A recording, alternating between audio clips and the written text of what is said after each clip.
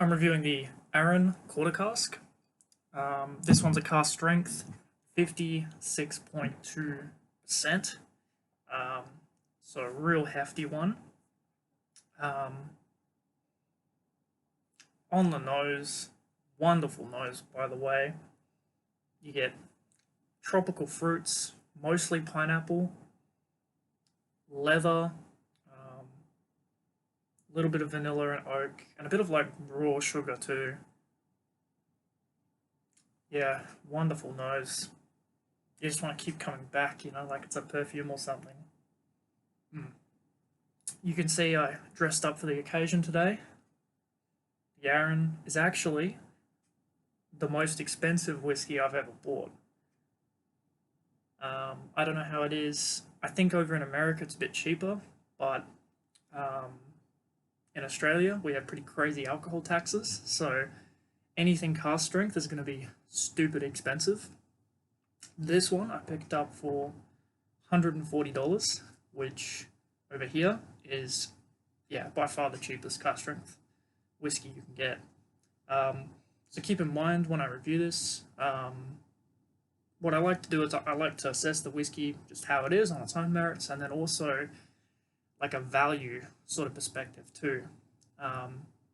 Now, I don't know how it is in other markets, but here, for the value, I'm taking into consideration that this is the cheapest cask strength whiskey you can buy, at least that I've seen.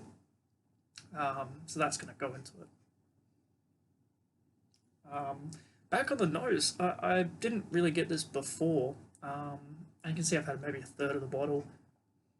But there is like a little bit of a coastal note, like a seawater sort of vibe in there too. Anyway, on the taste.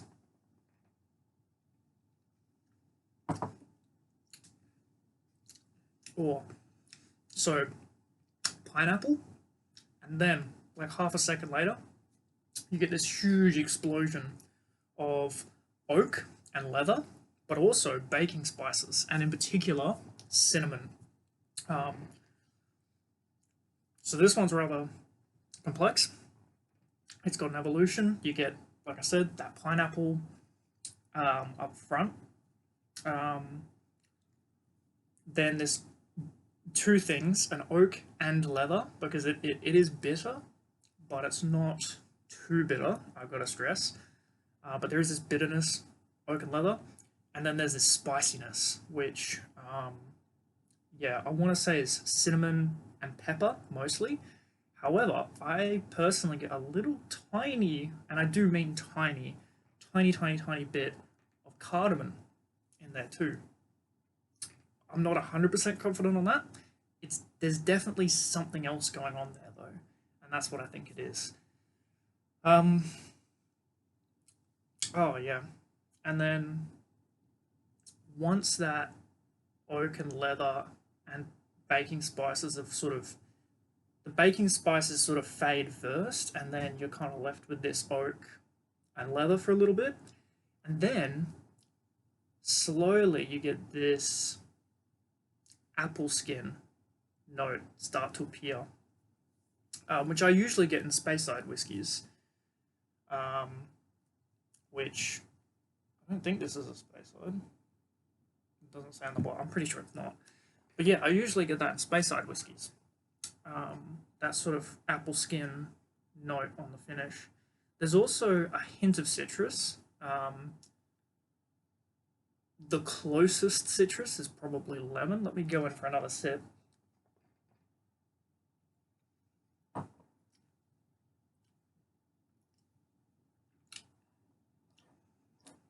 Yeah, like a lemon zest.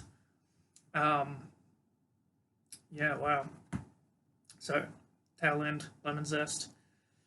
You do get a little bit of vanilla in there too. I kind of glossed over that. I do want to say, because I know that most whiskies you get vanilla or caramel, they're really common notes, but I do want to say it anyway. I don't want to ignore it because I don't want someone to be misled. So I'm going to say all the notes I taste, even if they're oak and vanilla, which basically every whiskey has. Yeah, there is a hint of saltiness, but I do mean a hint, like very, very subtle. Um, has a long finish, really wonderful. I'm still tasting it now, and not only that, I can feel it in my chest. You know, I can feel that warmth. That 56% comes through. It tastes 56%. It's got some real oomph and some real kick, which I think saves this, to be honest. Like, I don't want to imply that it's a bad whiskey. It's not. But if this was 40% or 46%, I think it might be a little bit lacking. So the fact this comes at cask strength is very, very good. It's really well suited to this whiskey. I wouldn't personally, I wouldn't water this down. I've tried it, so I've done it on two occasions just to test. The first time I added water, I literally added like 2 drops to a glass, and it was fine. It was okay. Um, the next time I added water, I added a bit more, and I think it really detracted from the product. It felt like it did lose complexity, and it lost. Obviously, it loses the oomph, but it lost complexity, and it brought out more bitterness, which already this is on the verge of being too bitter for me personally. But keep in mind, I'm very, very sensitive to bitter notes. So, what's too bitter for me is for most people. I don't want to say most people. I don't know most people. So, it. I guess I just want to stress I'm very sensitive to bitter notes. So, if something's even slightly bitter, I'm gonna notice it. I'm gonna point it out. I'm gonna draw attention to it. And I personally prefer whiskies that are on the less bitter side of things. I'm not going to review it because I'm not going to buy it, but for example, Loch Lomond. I know a lot of people go ham for the Loch Lomond. I tried it. In fact, I tried the 12, the 15, and one of the other ones. And the 12 was okay, but it's just too bitter for me. I can't sit and enjoy it. You know, not for me. So keep that in mind. When I say this is on the verge of being too bitter, that's for me. I think for a lot of people, it won't be at all. Um, but anyway, I digress. Look, I'd say get this if you want a cask strength whiskey. Like, don't get this and go, oh, I can just water it down if it's too, or don't intend to water this down. I'd suggest the product, I think personally, is at its best at the full strength. So I'd say here, if you've never had a cask strength whiskey, this probably isn't a bad place to start because 56% is actually on the lower end of cask strength. But more importantly, this is on the lower end of the budget. It's probably, like I said, at least in my market, it's about the cheapest cask strength whiskey you can get. So if you've had whiskies that are like 46, 50%, and you're like, oh yeah, I could go a bit more hot, a bit more spicy, a bit more flavorful, it's a step up for sure.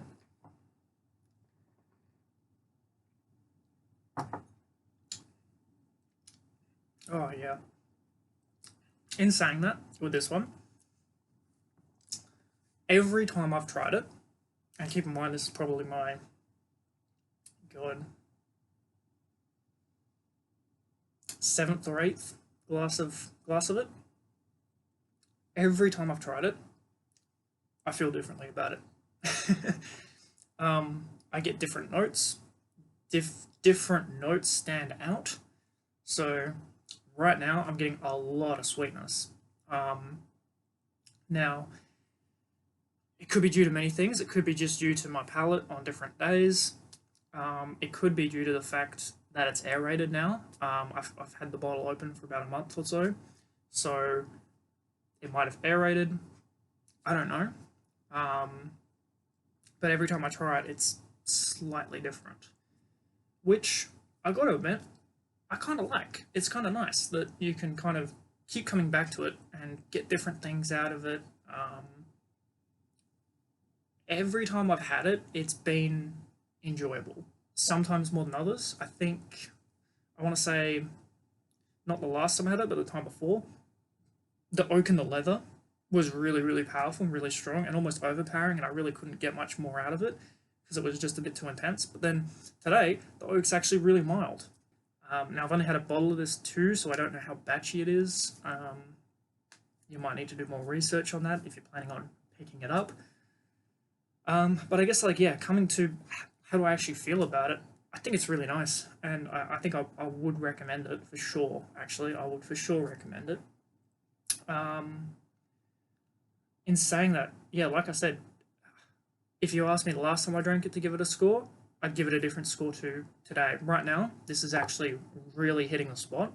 Um, Hence why, well, not why. I actually planned to review it before pouring my glass, so um, that did not influence the decision here. But today, it's really good. And the first time I tried it, I was really impressed too.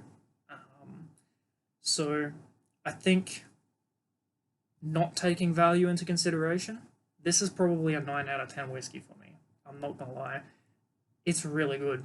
I think this will beat most whiskies out on the market that I've tried personally, because I haven't tried every whiskey in the world. But like I said, though, it is the most expensive I've tried. So usually my budget tends to cap out around $100-$120.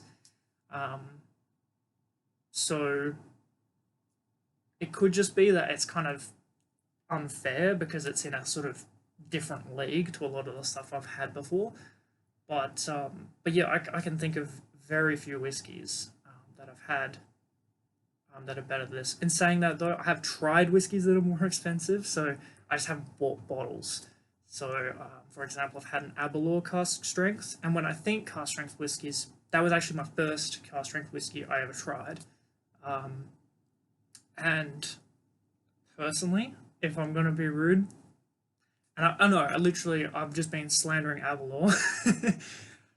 My last video and this video, I don't know why, it just keeps coming up. But although keep in mind, this was years ago I had it, so I'm really stretching the memory, and it was one glass, one time. But for a memory, this is better. In more recent memory, though, I actually tried the Tamdhu cask strength, which I really enjoyed when I tried it. Then I compared it with this, and this beat it pretty clearly. This had more complexity, better balance. It was, yeah, both more enjoyable and more complex, and is cheaper. In this market, it's about $40 cheaper. So I'm not going to review the Tamdhu cask strength because I only got like one of those little 50 ml test bottles to have, and so I stretched it over two sort of sessions, one on its own and then one comparing it with the Arran. So I won't. But it's a similar style. It's sherried. That's kind of the big difference between the Arran and this. So it'd probably be a more fair comparison to compare it with the Arran Sherry one Bodega, I think it's called. But I haven't tried that, so I don't know. But no, just on its own merits, fabulous whiskey. And actually just now I'm noticing there is a very, very, very slight butteriness on the finish. But in saying that, one thing I want to bring up is despite the fact it's 56%, the mouthfeel is kind of average, I've got to say.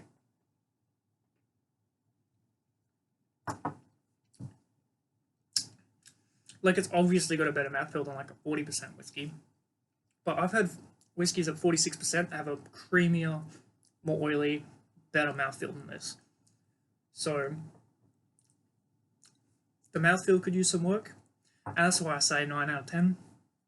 The mouthfeel could be a little bit better, and you could always have more complexity. It does have a long finish, which I personally like, so keep that in mind. But again, I want to point these things out so that you're aware. But I personally like a lot of power, a long finish, evolution, lots of interesting notes. And this kind of has all of those things. Personally, yeah, if I had to change something about this, I would bring that leather and oak a little bit down, because even though it's not over the top. It kind of doesn't gel with the rest of the whiskey. The other notes are very sweet, like the pineapple, the sugar. There's a little bit of like a sea salt in there, the lemon zest, the cinnamon. These are all things you kind of associate with being sweet. Um, and don't get me wrong, I like that there is some oak and leather in there. It's just that it's a bit too much. I would bring that down a little bit because then it could really have a direction. Overall, pretty strong. In terms of value, if I start bringing that into account, it has to come down maybe a little bit. Maybe an 8 out of 10 on the value because, yes, it's the cheapest cask strength you can get, but there are whiskies I've had that are not necessarily better than this, but they're just more bang for their buck. Like, I've bought bottles of whiskey that are 60 or $80 that are nearly as good as this. And so for that reason, I can't give this a 9 or a 10 on value, but it's definitely up there. It's definitely good if you want a cask strength whiskey. I think this is a great place to start. Just keep in mind that, yeah, that oak and leather is a little bit too strong, and so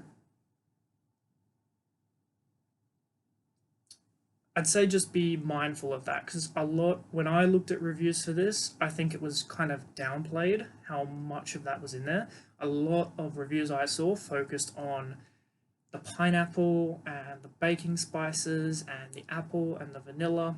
I want to stress that it's a very present note.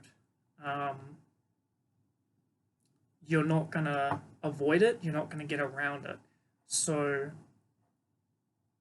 yeah, just keep that in mind. Now, I think personally as well, I think the quarter cask was a mistake. I think it's a great whiskey they've got here, but if they'd just left it in the barrel that it was already in for a couple more years, it'd be a better product.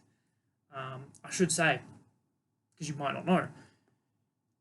With this one, I think it's aged like as a normal Arran, um, somewhere between 7 and 9 years, and then they put it in a quarter cask for 2 years, and then they drain it and sell it.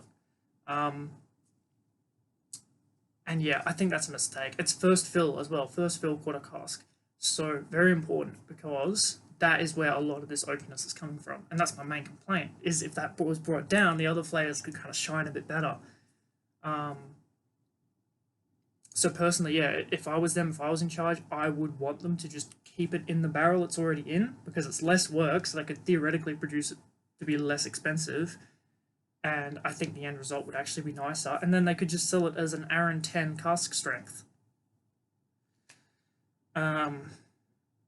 So I'm kind of confused why they don't do that, to be honest. But look, forgetting that, on its own merits, it's very good.